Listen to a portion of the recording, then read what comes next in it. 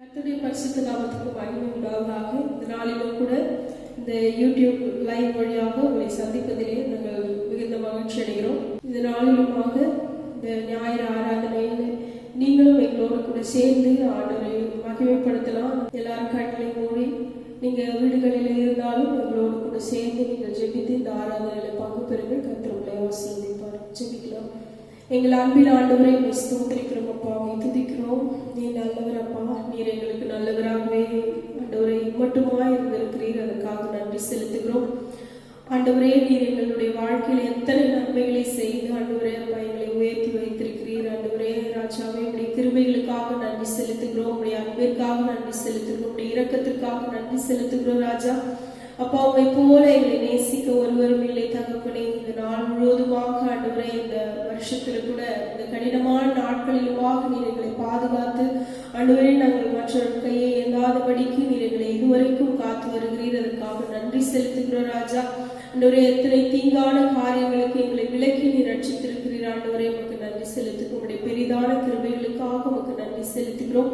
தொடர்ந்து நாங்கள் உடைய நாமத்தை உயர்த்துகிறோம். ராஜாவை ஸ்தோத்திரிக்கிறோம். நீரே உயர்ந்திருப்பீராக. எல்லா துதிகான மகிமையும் ஒருவரைக்கே நாங்கள் ஏறெடுக்கிறோம். ஆண்டவரே, நீர் மகிமைப்படும்படியாய் செபிக்கிறோம். தகப்பனை ஸ்தோத்திரிக்கிறோம். நீரே பரிசுத்தம் உள்ள தேவன் அப்பா, நீரே எங்களை காக்கின்ற தெய்வம். ஆண்டவரே, எல்லா மகிமை உமக்கு ஏறெடுக்கிறோம். ஆண்டவரே, இந்த வேலையில என் தேவனுடைய நாமம் மாத்திரம் மகிமைப்படட்டும். ஆண்டவரே, எங்கே ஆண்டவரே அப்பா உண்மை தொழுது கொள்ளுகிற இடங்களிலே என் தேவன் மகிமைப்பட நீ நல்லவராயிருக்கிறீர். ராஜாவை ஸ்தோத்திரிக்கிறோம். நீ அன்புள்ள கரங்களிலே ஒப்புக் கொடுக்கிறோம். நீ நடத்தும் ஆசீர்வதிமை பெரேசு கிறிஸ்து முடிஞ்சவும் கேள் நல்ல பிதாவே. ஆமென், ஆமென். இப்பொழுது கூட ஒரு சில பாடல்களை பாடி ஆண்டவருடைய நாமத்தை மகிமைப்படுத்தலாம். பரிசுத்தரே எங்கள் இயேசு தேவா, நானிலத்தில் நீர் என்றும் ராஜா.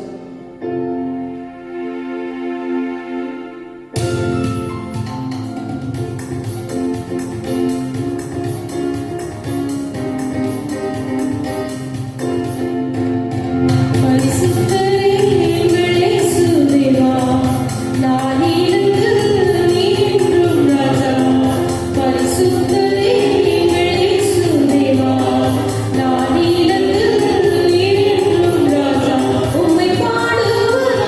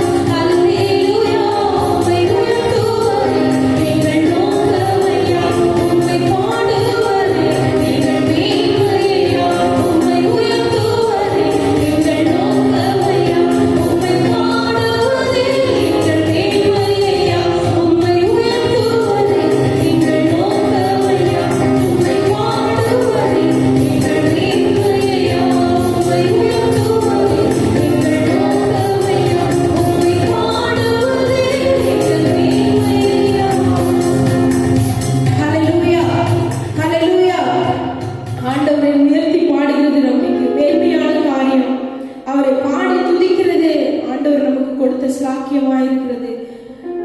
நாம் அவரை துதிப்பதினாலே நாம் பாக்கியம் பெற்றவர்களாக இருக்கிறோம். நாம் இன்னொரு பாடலை கூட பாடி ஆண்டவருடைய நாமத்தை நாம் மகிமைப்படுத்தலாம். உமக்கு மகிமை தருகிறோம், உம்மில்தான் மகிழ்ச்சி அடைகிறோம். ஆண்டவர் நம்மை உயர்த்தின தேவனாய் இருக்கிறார். நமக்கு ஆண்டவர் செய்த நன்மைகளுக்காக நாம் எண்ணத்தை செலுத்துவோம். ரட்சிப்பின் பாத்திரத்தை எடுத்து ரட்சகரை தொழுது கொள்வேன் என்று சொல்லி தாவீது சொல்லுவது போல ஆண்டவர் நமக்கு செய்த நன்மைகளுக்காக ஆண்டவருக்கு நாம் மகிமை செலுத்தி அவரே நம்மை வாழ வைக்கிறவராய் இருக்கிறார். அவரை நம்மை உயர்த்துகிற தேவனுமாய் இருக்கிறார். ஆகவே அவருக்கு மாத்திரம் எல்லா மகிமையும் நாம் கொடுத்து அவர்களை நாம் மகிழ்ச்சி அடைகிறோம். இந்த பாடலை கூட ஜெபத்தோடு நம்ம பாடலாம்.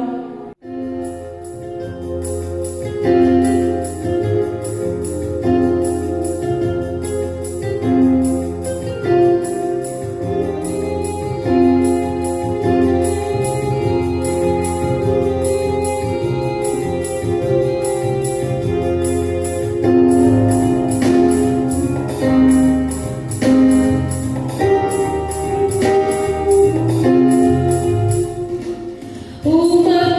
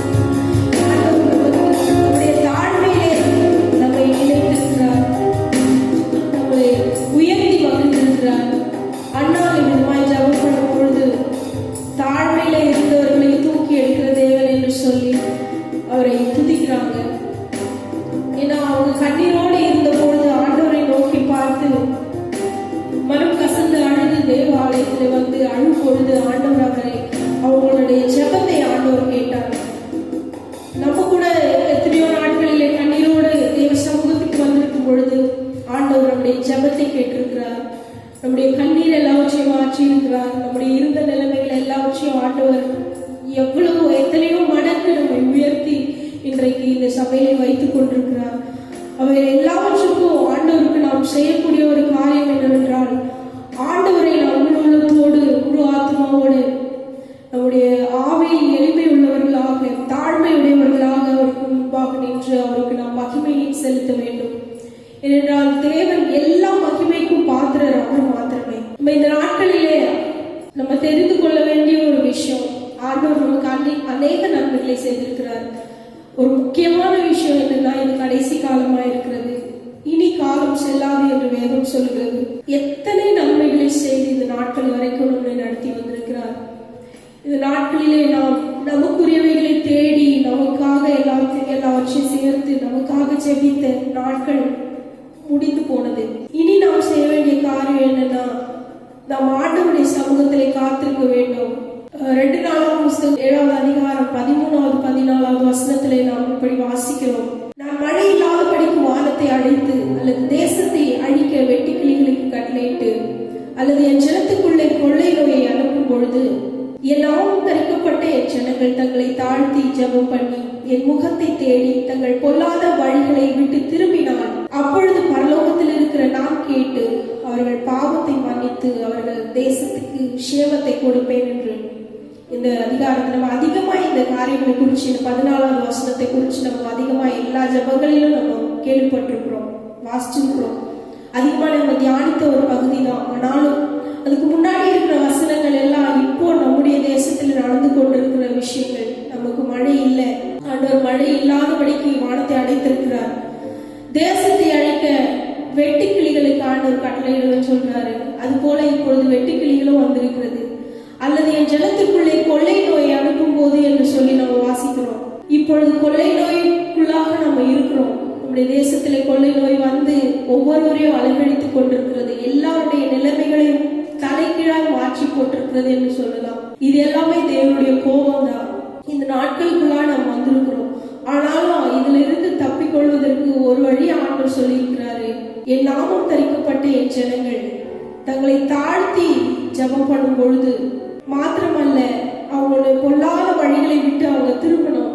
நாம் நம்முடைய ஆண்டவருக்கு பிரியமில்லாத வழிகள் பொல்லாத வழிகளை விட்டு ஆண்டவரிடத்திலே திரும்பும் பொழுது அப்பொழுது பரலோகத்தில் இருக்கிற நம்முடைய தேவன் கேட்டு நம்முடைய பாவங்களை எல்லாவற்றையும் மன்னித்து நம்முடைய மீறுதல்களை மன்னித்து நம்முடைய ஜெபத்தை கேட்டு நம்முடைய தேசத்துக்கு சேமத்தை கொடுப்பேன் என்று வாக்கு பண்ணியிருக்கிறார்.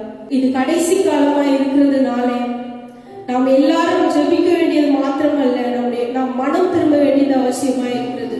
மனம் திரும்புங்கள், பரலோக ராஜ்யம் சமீபித்திருக்கிறது என்று வேதம் சொல்லுகிறபடி கிறிஸ்தவர்கள் என்ற பெயர் கொண்டிருக்கிற நாம், ஆண்டவருடைய நாமம் தரிக்கப்பட்டிருக்கிற நாம், பேர் மாற்றம் கிறிஸ்தவர்களா இருந்தா பத்தாது. நம்ம கிறிஸ்தவங்களா நம்ம நடந்துகிட்டாதான் ஆண்டவர் நம்முடைய ஜெபத்தை கேட்பேன் என்று ஆண்டவர் சொல்றாரு.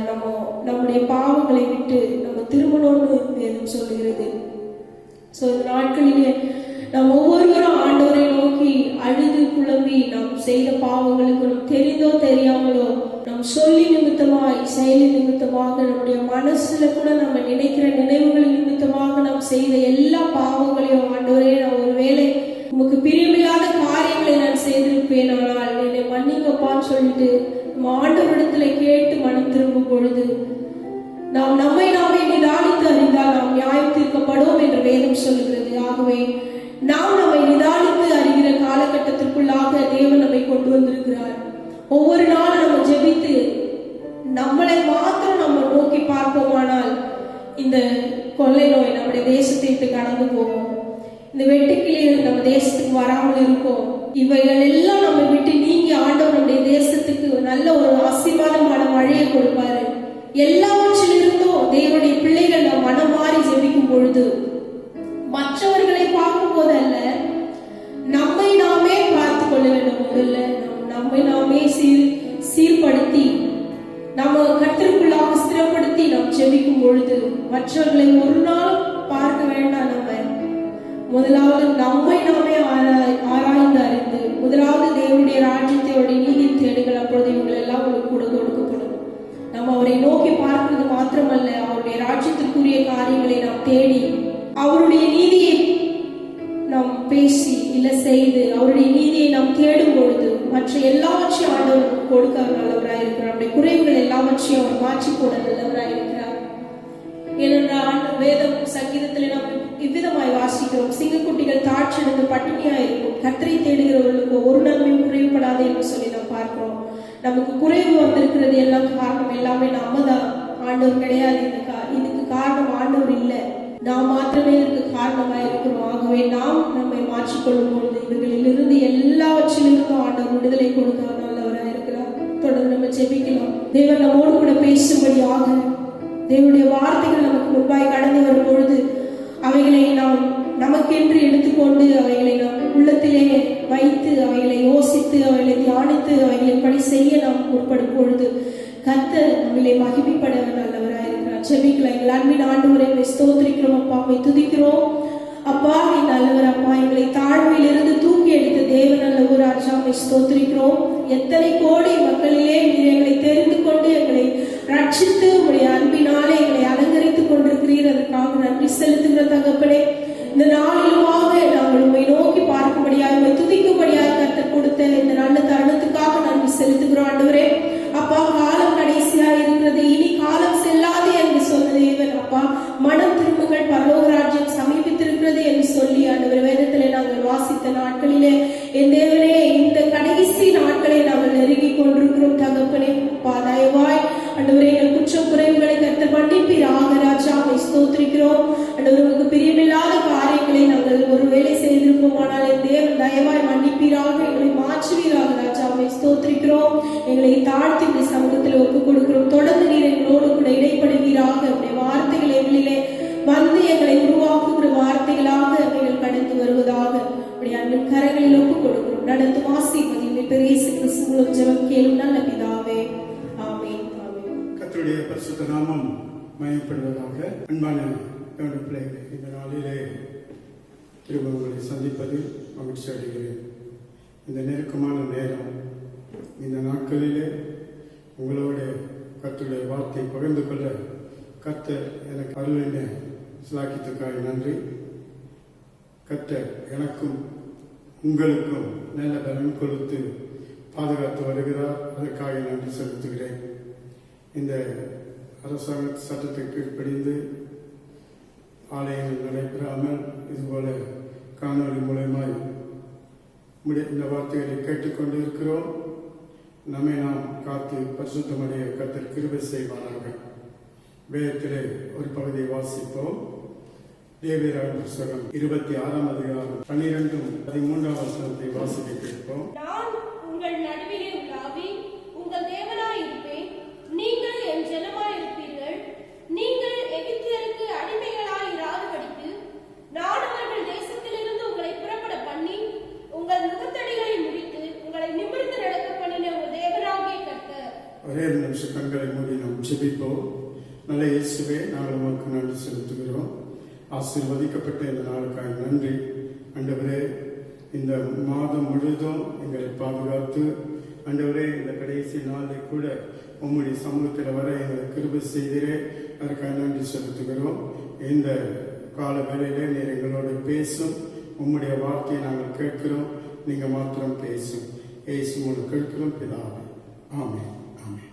இங்கே வாசித்த இந்த வசனத்தின் உட்கருத்து என்னன்னா, நீங்கள் என் ஜனமாயிருப்பீர்கள், நான் உங்கள் நடுவில் உலாவி உங்கள் தேவனாய் இருப்பேன், நீங்கள் என் ஜனமாயிருப்பீர்கள். காரணம் என்ன? அவர் சொல்லுகிற அடுத்த வசனத்துல, நீங்கள் எகிப்திற்கு அடிமைகளாய் இராதபடிக்கு நான் அவர்கள் தேசத்திலிருந்து உங்களை புறப்பட பண்ணி உங்கள் நுகத்தடிகளை முறித்து உங்களை நிமிர்ந்து நடக்க பண்ணின உங்கள் தேவனாய் கர்த்தர் நானே. அடிமை தனத்திலிருந்து விலக்கி உங்களை விடுவித்து நிமிர்ந்து நடக்க பண்ணின உன் தேவனாய கர்த்தர் நானே. சில வேளைகளில் நாம் குனிந்து நடந்து கொண்டிருக்கிறோம். காரணம் என்ன? வெட்கம், வெட்கமான ஒரு சூழ்நிலைகள். அப்படிப்பட்ட சூழ்நிலையில நாம் குனிந்து நடந்து கொண்டிருக்கிறோம். நான் கர்த்தர் சொல்றாரு, உங்களை நிமிர்ந்து நடக்க பண்ணின உங்கள் தேவனாய கர்த்தர் நானே. உங்களை நிமிர்ந்து நடக்க பண்ணின உங்கள் தேவனாய கர்த்தர் நானே. ஆனா யாருக்கு சொல்லுகிறார் சொன்னா, யார் அவர் ஜனங்களா இருக்கிறார்களோ அவர்களுக்கு சொல்லுகிறார். அவர் உங்களை தன் தன் சொந்த ஜனமாய் பார்க்கிறான். ஆனா நாம எப்படி இருக்கிறோம்? ஒரு விஷயம் கொஞ்சம் நம்ம ஆராய்ந்து பார்ப்போமா? நம்முடைய சூழ்நிலைகளை பாருங்களேன். ஆண்டவருடைய ஒரு ஏக்கம் சொல்றாரு பாருங்களேன். ஏசாயா தீர்க்கதரிசி புத்தகம் 1ஆம் அதிகாரம் 3ஆம் வசனத்தை வாசிங்களேன். மாடு தன் எஜமானையும் கழுதை தன் ஆண்டவனின் முன்னணியும் அறியும். இஸ்ரவேலோ அறிவில்லாமல் என் ஜனம் உணர்வில்லாமல் இருக்கிறார்கள். மாடு கழுதை தன் மிருகங்கள்லாம் என் சத்தத்திற்கு கீழ்ப்படுகிறது. ஆனா என் ஜனம், நான் சொல்றேன் என் பிள்ளைகள் என்று சொல்லுகிறவர்கள், என் ஜனங்கள் அறிவில்லாமல் இருக்கிறார்கள், உணர்வில்லாமல் இருக்கிறார்கள், என்னை தேடுகிறதுல குறைவுள்ளவர்களாய் இருக்கிறார்கள். அன்பான தேவனுடைய பிள்ளைகளே, ஒவ்வொரு நாளும் நான் உங்களோடு சொல்லிக் கொண்டிருக்கிற காரியம் என்ன தெரியுமா? நாம் தேவனை ஆராதிக்க வேண்டிய நாட்களை வீணாக்கி விட்டோம். இப்ப நெருக்கத்தோடு இருக்கிறோம். இனி வரும் காலங்களிலே நாம் எப்படி இருக்கணும்? அதுதான் கர்த்தர் சொல்றாரு. நீங்க என் ஜனம் என்னை தேடணும், எனக்கு பிரியமா நடக்கணும். தேவன் விரும்புகிறார். மாடு கழுதை அவையெல்லாம் தன் எஜமானையும் தன் ஆண்டவனை அறிகிறது. ஆனால் என் ஜனங்களோ உணர்வில்லாமல் இருக்கிறார்கள். என் ஜனங்களோ உணர்வில்லாமல் இருக்கிறார்கள். அதனால கிடைக்கிற நிலை என்ன? உணர்வில்லாமல் தேவனை தேடாமல் இருக்கிறதுனால் கிடைக்கிற நிலை என்ன? வாசிப்போம். ஏசாயா தீர்க்கதரிசி புத்தகம் 5ஆம் அதிகாரம் 13ஆம் வசனத்துல பார்க்கும்போது, ஏசாயா தீர்க்கதரிசி புத்தகம் 5ஆம் அதிகாரம் 13ஆம் வசனம். என் ஜனங்கள் அறிவில்லாமையினால் சிறைப்பட்டு போகிறார்கள். நல்லா பாருங்க. என் ஜனங்கள் அறிவில்லாமையினால் சிறைப்பட்டு போகிறார்கள். அவர்களில் கனமுள்ளவர்கள் பட்டினியினால் தோய்ந்து போகிறார்கள். அவர்களில் கனமுள்ளவர்கள் பட்டினியினால் தோய்ந்து போகிறார்கள். அவர்களுடைய திரளான கூட்டத்தார் தாகத்தால் நாவறண்டு போகிறார்கள். அவர்கள் திரளான கூட்டத்தார் தாகத்தால் நாவறண்டு போகிறார்கள். ஆண்டவர் சொல்றார், என் ஜனம், என் பிள்ளைகள், அவருடைய நிலைகள் பரிதாபமா இருக்கிறது. இன்னைக்கு உங்க நிலை என்ன? என்னமா? என் ஜனங்கள் அறிவில்லாமல் ஏக போறாங்களா? சிறைப்பட்டு போகிறார்கள். சிறைப்பட்டு எதுல சிறை? பாவத்துல சிறை, வறுமையில சிறை, துன்மார்க்க வழியில் சிறை. விடுதலை இல்லை, என்னால விடுதலை பெற முடியல. நம்ம சொல்லுகிறோம் சிறைப்பட்டு போய் இருக்கிறோம். கொஞ்சம் யோசிச்சு பாருங்களேன். என் ஜனங்கள் அறிவில்லாமையினால் சிறைப்பட்டு போகிறார்கள். அவர்கள் பட்டினியினாலே தோய்ந்து போகிறார்கள். அவருடைய திரளான கூட்டத்தார் தாகத்தால் நாவறண்டு போகிறார்கள். ஏன்? தேவனை தேடுது. கழுதை தேடுது. மாடு தன் எஜமானை கீழ்ப்படிந்து தேவனை தேடுது. ஆனா நீங்களும் நானும் அவரை தேடாமல் போகிறோம். தேடாமல் போகிறோம். கர்த்தரை தேடுகிறவர்களுக்கோ ஒரு நன்மை குறைப்படாது. என் ஜனங்கள் வெட்கப்பட்டு போக மாட்டாங்கன்னு சொல்றாரு. வெட்கப்பட மாட்டாங்க. இன்னைக்கு நாம் எந்த நிலையில இருக்கிறோம்? எரேமியா தீர்க்கதரிசி புத்தகம் 2ஆம் அதிகாரம் 11-12 வசனத்துல பார்க்கும்போது, எந்த ஜாதியாவது தேவர்கள் அல்லாத தங்கள் தேவர்களை மாற்றினது உண்டோ என்று பாருங்கள். என் ஜனங்களோ வீணானவைகளுக்காக தங்கள் மகிமையை மாற்றினார்கள். வானங்களே பாருங்கள், எவ்வளவு அழகா சொல்றாரு. எந்த ஜாதியாவது தேவர்கள் அல்லாத தங்கள் தேவர்களை மாற்றினது உண்டோ என்று பாருங்கள். என் ஜனங்களோ வீணானவைகளுக்காக தங்கள் மகிமையை மாற்றினார்கள். வீணானவைகளுக்காக தேவ மகிமை இழந்து போகிறார்கள். தேவ ஆசீர்வாதத்தை இழந்து போகிறார்கள். தேவ தரிசனத்தை இழந்து போகிறார்கள். என் ஜனம் அன்று சொல்ல, என் ஜனங்கள். இன்னைக்கு நாம எந்த நிலையில இருக்கோம்? அவருடைய பிள்ளைகளா இருக்கிறோமா? இன்னொரு இடத்துல அழகா சொல்றாரு. என் ஜனங்கள் எரேமியா 2:13 வாசிங்க. என் ஜனங்கள் 2 தீமைகளை செய்தார்கள். என் ஜனங்கள் 2 தீமைகளை செய்தார்கள். ஜீவ தண்ணீர் ஊற்றாகிய எண்ணெய் விட்டு விட்டார்கள். ஜீவ தண்ணீர் ஊற்றாகிய எண்ணெய் விட்டு விட்டார்கள். தண்ணீர் நிற்காத தொட்டிகளாகிய வெடிப்புள்ள தொட்டிகளை தங்களுக்கு வெட்டிக் கொண்டார்கள். வெடிப்புள்ள தொட்டிகளை தங்களுக்கு வெட்டிக் கொண்டார். ஜீவ தண்ணீராகிய எண்ணெய் விட்டு விட்டார்கள். அழகாக சொல்றார். என் ஜனங்கள் 2 தீமைகளை செய்தார்கள். அதுல 1, ஜீவ தண்ணீராகிய ஊற்றாகிய எண்ணெய் விட்டு விட்டார்கள். தண்ணீர் நிற்காத தொட்டிகளாகிய வெடிப்புள்ள தொட்டிகளை தங்களுக்கு உண்டாக்கி கொண்டார்கள். என் ஜனங்கள், நான் அவளை ஆசீர்வதிக்க தான் பார்க்கிறேன். ஆனா அவங்க வாங்குறாங்க, வெடிப்புள்ள பாத்திரத்துல போறாங்க, கொத்தலான பையில போடுகிறார்கள். அவங்களுக்கு இருக்குத நிறைய பேர் சொல்றதை பார்க்கலாம். வருமானம் நிறைய வருதுங்க, ஆனா நிக்க மாட்டேங்குது. நிறைய வருமானம், என்ன போல சம்பாதிக்கிற எவ்வளவு பேர் நல்லா இருக்காங்க, என்னால முடியல. காரணம் என்ன? சம்பாதிக்கிறதை பொத்தல் பையில போடுகிறது போல உங்க வருமானம் விழுகிறது. ஏன்னா கர்த்தருக்கு பயப்படல. என் ஜனம் ஆண்டவர் சொல்றாரு, என் பிள்ளைகள் நல்லா இருக்கணும், அதை விரும்புறாரு. ஆனால் என் ஜனங்களோ 2 தீமைகளை செய்கிறார்கள். 1, ஜீவ தண்ணீர் ஊற்றாக எண்ணெய் விட்டு விட்டார்கள். தண்ணீர் நிற்காத தொட்டிகளாகிய வெடிப்புள்ள தொட்டிகளை தங்களுக்கு உண்டாக்கி கொண்டார்கள். அன்பான தேவனுடைய பிள்ளைகளே, இன்னைக்கு நீங்க எங்க இருக்கிறீங்க, எப்படி இருக்கிறீங்க? இந்த காலவெளியில் கொஞ்சம் ஆராய்ந்து பார்க்க வேண்டும். தேவனுக்கு முன்பாக நம்மை ஆராய்ந்து பார்க்கணும். எந்த நிலையில இருக்கிறோம், நாம் யார்? உபாகம் 7ஆம் அதிகாரம் 6ஆம் வசனத்தை வாசிங்க. நீ உன் தேவனாகிய கர்த்தருக்கு பரிசுத்த ஜனம், பரிசுத்த ஜனம், பூச்சக்கரத்தில் உள்ள எல்லா ஜனங்களிலும், பூச்சக்கரத்தில் உள்ள எல்லா ஜனங்களிலும் தேவனாகிய கர்த்தர் உன்னை நமக்கு சொந்தமாய் இருக்கும்படி தெரிந்து கொண்டார். இப்படி பாருங்க, எப்படி தெரிஞ்சுக்கிட்டாரா? சொந்தமா இருக்கும்படி தெரிந்து கொண்டார். என் பிள்ளை, என் சொந்த பிள்ளை. ஆனா நீங்களோ தீமையை நாடி போகிறீர்கள், தீமையான காரியங்களை உங்களை அர்ப்பணிக்கிறீர்கள். ஓசியா 4ஆம் அதிகாரம் 6ஆம் வசனம். ஓசியா 4:6. என் ஜனங்கள் அறிவில்லாமையால் சங்காரமாவார்கள். என் ஜனங்கள் அறிவில்லாமையினால் சங்காரமாவார்கள். நீ அறிவை வெறுத்தாய். நீ என் ஆசாரியனாய் இராதபடிக்கு நானும் உன்னை வெறுத்து விடுவேன். நீ உன் தேவனுடைய வேதத்தை மறந்தாய். நானும் உன் பிள்ளைகளை மறந்து விடுவேன். எவ்வளவு அழகா சொல்றார் பாருங்க. என் ஜனம் அறிவில்லாமையினாலே சங்கரமாகிறார்கள். ஏன்? என்னை வெறுத்துட்டாங்க, என்னை நேசிக்கல. இன்னும் அழகா சொல்றார் பாருங்க, என் வேதத்தை மறந்தால். அன்பான தேவனுடைய பிள்ளையை, தேவனுடைய வேதத்தை மறக்க கூடாது, அதை நேசிக்கணுமா? தேவன் விரும்புகிறார். இந்த காலகட்டத்தில் நாம் தேவனோடு இருக்கிறோமா?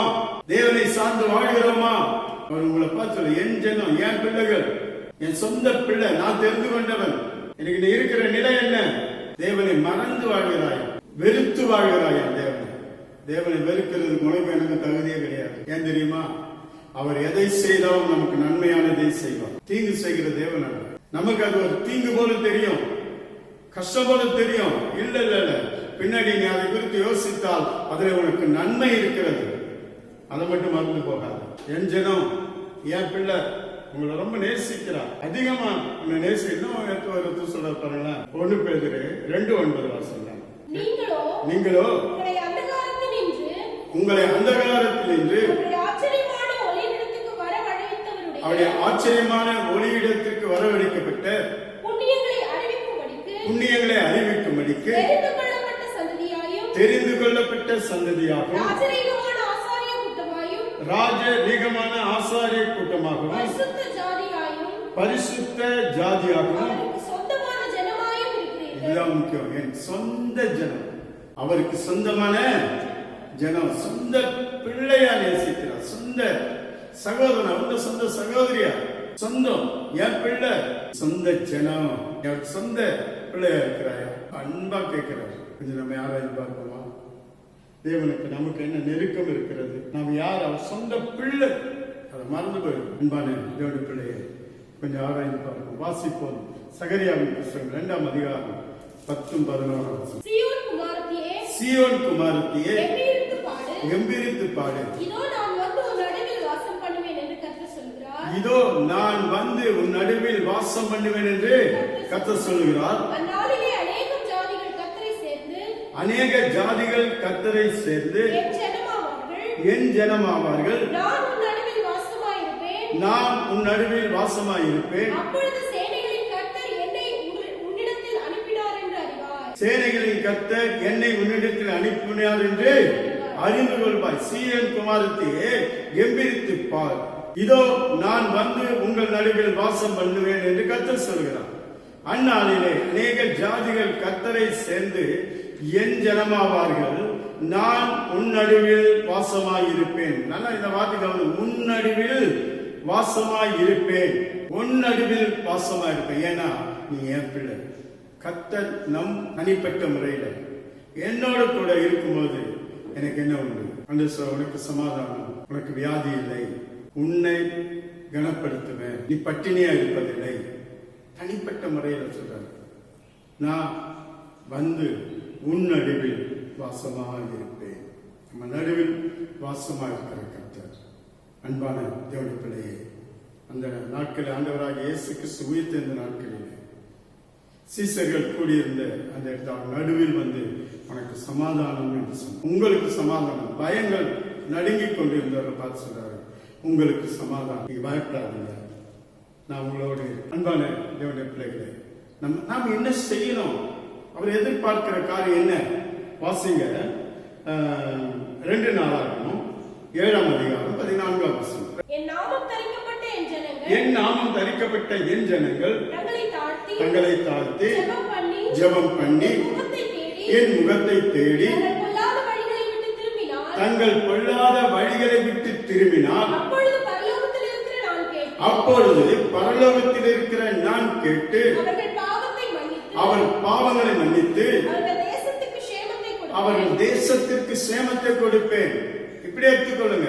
என் நாமம் தரிக்கப்பட்ட என் ஜனங்கள் தங்களை தாழ்த்தி ஜெபம் பண்ணி என் முகத்தை தேடி தங்கள் பொல்லாத வழிகளை விட்டு திரும்பினார், அப்போது பரலோகத்தில் இருக்கிற நான் கேட்டு அவர்கள் பாவத்தை மன்னித்து அவர்களுக்கு சமாதானத்தையும் சந்தோஷத்தையும் கொடுப்பேன், சேமத்தை கொடுப்பேன்.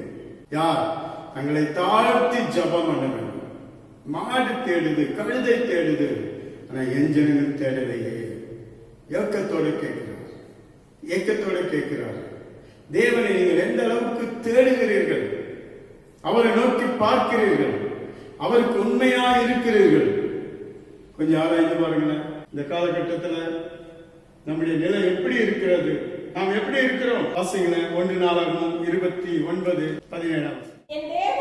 என் தேவனே, நீ இருதயத்தை சோதித்து உத்தம குணத்தில் பிரியமாய் இருக்கிறீர் என்று அறிவேன். இதெல்லாம் நான் உத்தம இருதயத்தோட மனப்பூர்வமாய் கொடுத்தேன். இப்பொழுது இங்கே இருக்கிற உம்முடைய ஜனமும்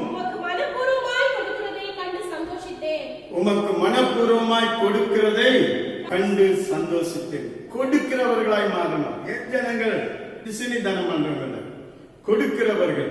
9ஆம் வசனத்திலே இப்படி மனப்பூர்வமாய் கொடுத்ததற்காக ஜனங்கள் சந்தோஷப்பட்டார்கள்.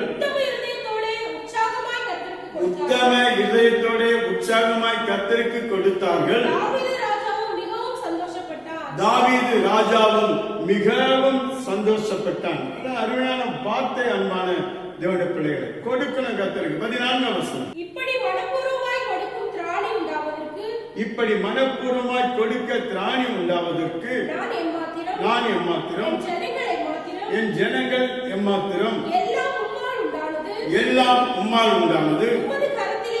நல்லா இதை கவனிக்க. உம்மல் கரத்தில் வாங்கி உமக்கு கொடுக்கிறோம். கர்த்தர் தான் நம்முடைய வருமானத்தை ஆசீர்வதிக்கிறார், நம்முடைய கையின் பிரயாசத்தை ஆசீர்வதிக்கிறார். உம்முடைய கருத்துல வாங்கி உமக்கு கொடுக்கிறோம். நாம ஜெபிக்கிறோம், நல்ல வேலை கிடைச்சா ஒழுங்கா தசமாக செலுத்துறேன், எனக்கு இந்த பணம் வந்துருச்சுன்னா அதை தசமாக ஆண்டவருக்கு செலுத்துறேன், பொருத்தனை பண்றோம். ஆண்டவரும் சந்தோஷமா உனக்கு நீ எதிர்பார்த்ததை கொடுக்கிறார்.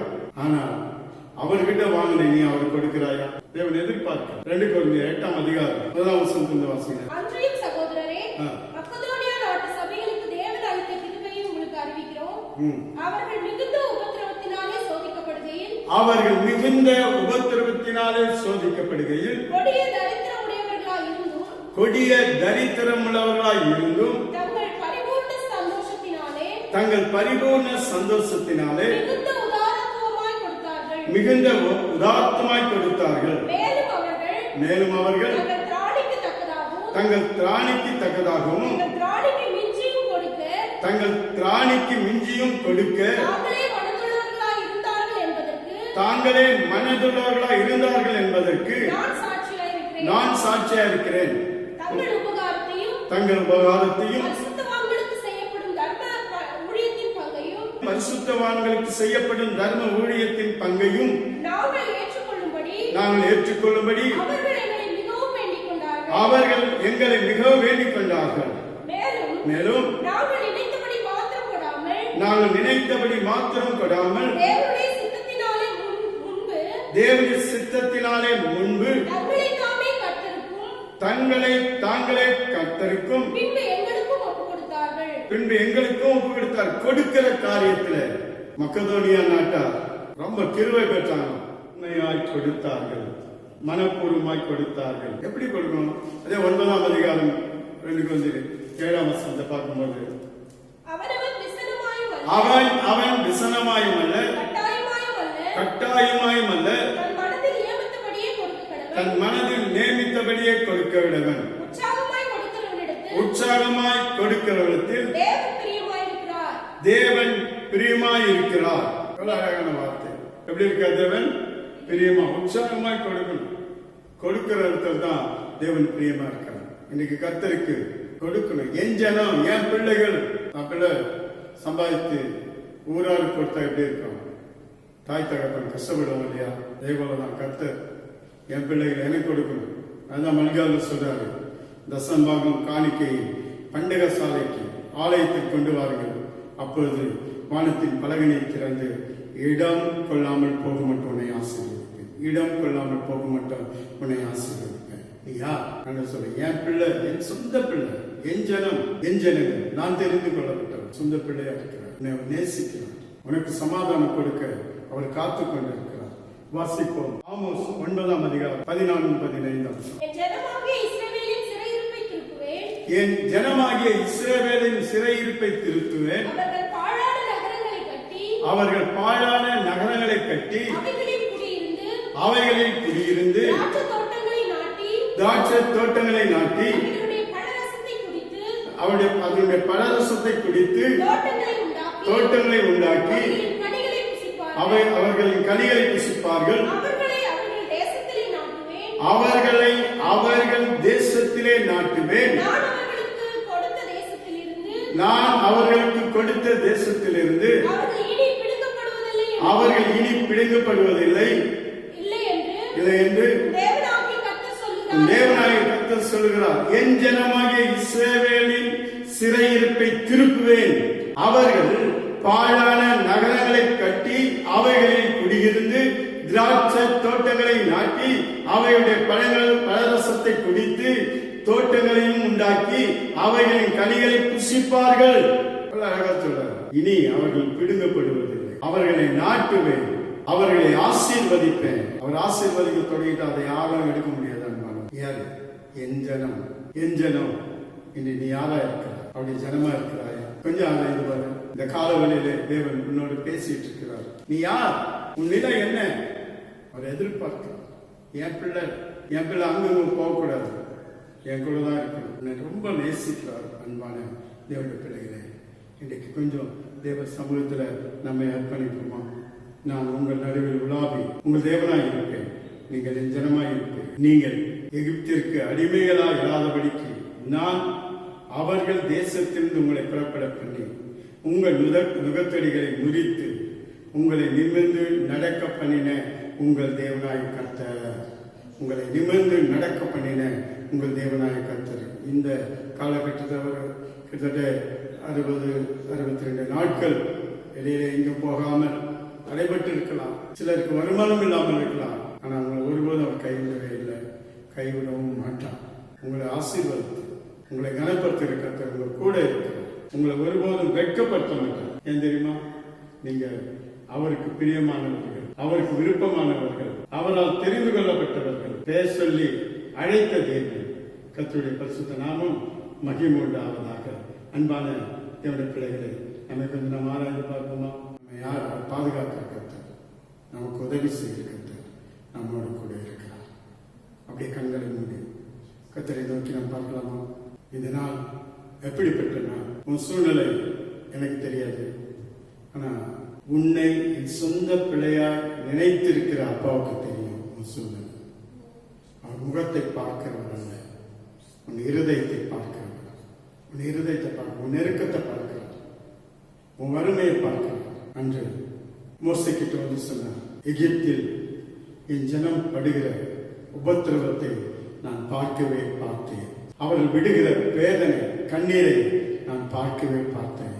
உன்னை பார்த்து கொண்டிருக்கிறார், உன் சூழ்நிலையை பார்த்து கொண்டிருக்கிறார், உன் நெருக்கத்தை அவர் பார்த்து கொண்டிருக்கிறார், உன் அடிமைதனத்தை அவர் பார்த்து கொண்டிருக்கிறார், உன் அங்கலாய்ப்பை அவர் பார்த்து கொண்டிருக்கிறார்.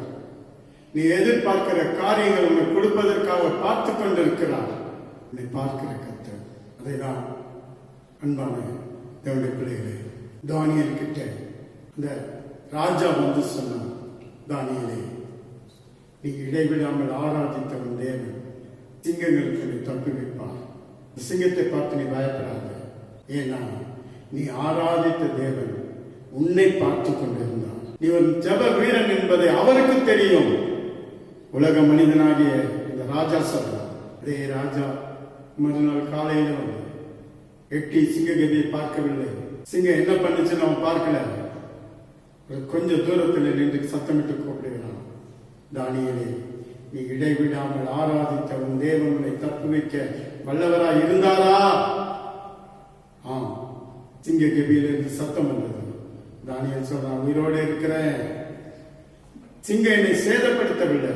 தேவன் அவைகள் வாயை கட்டி போட்டு விட்டான். எந்த நெருக்கும் போராட்டம் சோதனை வந்தாலும் உங்ககிட்ட வராது.